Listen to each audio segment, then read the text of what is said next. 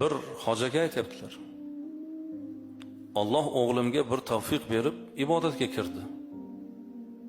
Ajoyib, juda odobli ibodatga kirgandan keyin yana ham odobi ziyoda bo'lib, kelib kechqurun ovqatdan keyin onasini ham, meni ham oyog'imni uqalaydi deydi. Endi masjidlarda domlalar aytganda deydi.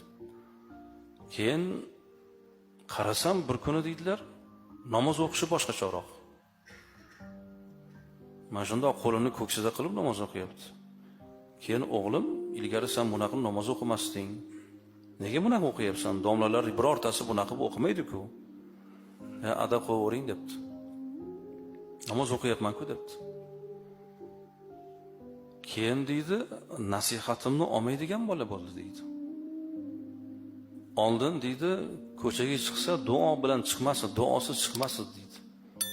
Kelib har kuni kechqurun qayerda ishi bo'lsa ham darrov kelib oldimizga o'tirib, keyin duoni olib, bir ko'rinish berib, suhbat qilib, keyin uyga kirib ketardi deydi.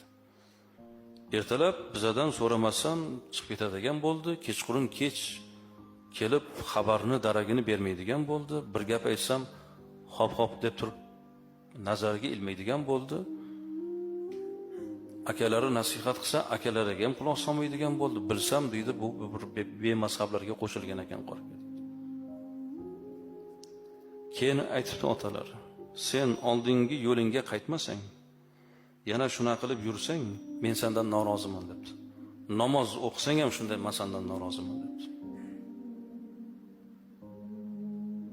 Agar o'sha ustozlaring otang norozi bo'lsa ham shu ishni qilaversa, bor ket, ko'zimga ko'rinma debdilar. Yo'q, qattiq gapirdim deydi, keyin qaytdi bolam deydi. Bemazhablarga qo'shilib, odobini ham yo'qotib qo'ydi deyapti.